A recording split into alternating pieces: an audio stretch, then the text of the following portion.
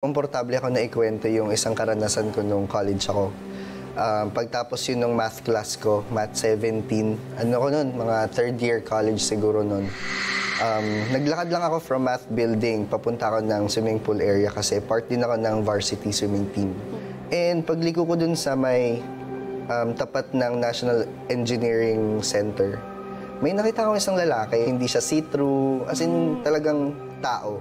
Ang naalala kong damit niya noon, naka-green siya na cargo pants at saka naka-t-shirt siya na stripes, black and white. Eh, sabi ko, parang familiar kasi ngumingiti siya sa akin, tapos kumakaway siya. Tapos parang nakikipaglaro na nagtatago siya sa puno, tapos ako dire-diretso lang ako maglakad.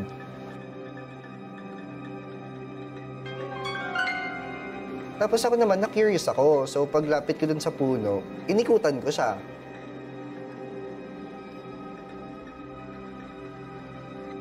Pero wala akong nakita.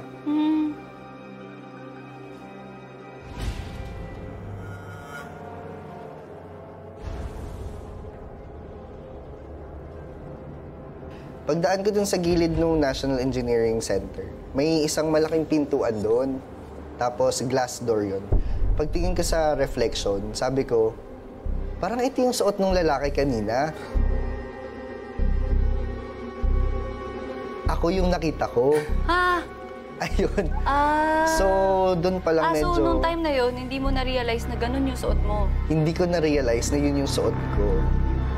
Tapos, sabi ko kaya pala familiar yung itsura kasi lagi ko nakikita sa reflection. Grabe yun. Ganun. Tapos, mapaglaro din siya.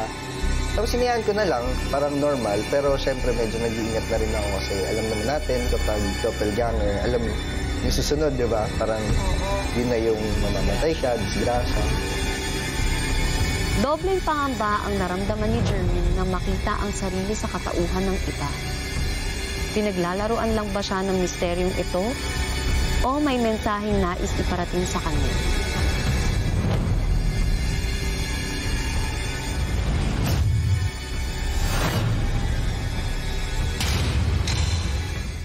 Nung pauwi na ako, galing training nung araw na yun, muntik na ako masagasaan sa kaunan yun ng isang bus na mabilis magpatakbo. Muntik na ako mamatay dun eh. Oo. Pero pinagdasal ko na lang din na sana walang mangyari ulit. Nung nakita mo siya, bakit mo siya sinundan? Kahit kinabahan kang parang weird yun. Hindi ako sa kinabahan. Parang mas naging interested ako dun sa tao. Kasi nakikipaglaro, gusto siguro makipagkilala. Pero nung umpisa, hindi mo agad nakita na kamukha ko yun ah. Hindi ko napansin. Oo. Saka, ikaw lang tao nun? Ano yun eh, 4 p.m. So maraming tao sa Acanobal. Pero ikaw lang yung nakapansin sa kanya? Ako lang yung nakapansin. Hindi siya nawala sa utak ko buong gabi. As in, totoo ba yung nakita ko? Yun ba yung warning ba yun sa akin na mag-ingat ba ako dapat? Ganun. Oo.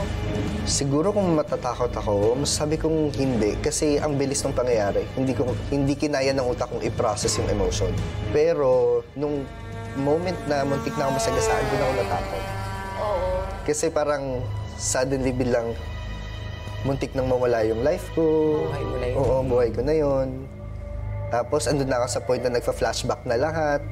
Pero na-realize ko na, ay, buhay pa pala ako. Ganun. Oo. Yung pinagkwentuhan ka after? Kinuwento ko na siya siguro mga 5 years after na. Hindi mo agad kwento sa iba. Hindi. Grabe. 1, 2, 3, 4